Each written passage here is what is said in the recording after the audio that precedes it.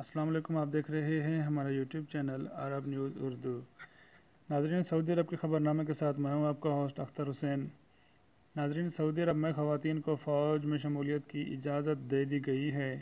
تفصیلات کے مطابق سعودی عرب کے ویژن 2030 کے تحت زندگی کے تمام شعبوں میں خواتین کو بااختیار بنانے کے لیے پہلی مرتبہ دفاع کے شعبے میں بھی خواتین کے لیے روزگار کے مواقع کا اعلان کیا گیا ہے۔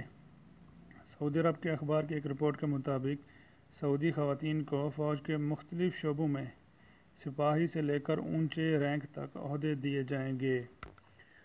گزشتہ سال سعودی عرب نے anti narcotics, criminal investigation, customs اور پریزن سسٹم جیسی پبلک سیکورٹی سے جڑی سیکورٹی فورسز میں خواتین کو بھرتی کرنے کی اجازت دی تھی۔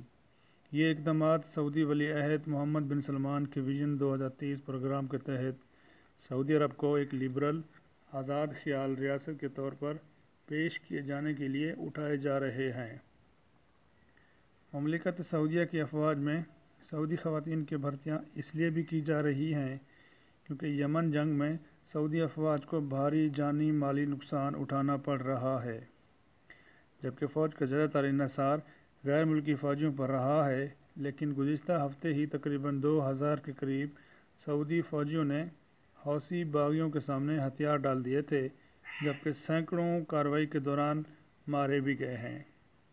ناظرین، سعودی عرب کی تمام اہم ترین خبر نامے سے واقف رہنے کے لیے ہمارے یوٹیوب چینل کو سبسکرائب کرنا نہ بھولیں۔ ہم آپ تک پیش کریں گے سعودی عرب کی تازہ ترین خبریں، معلومات اور لیٹسٹ انفارمیشن۔ دیکھتے رہیے عرب نیوز اردو۔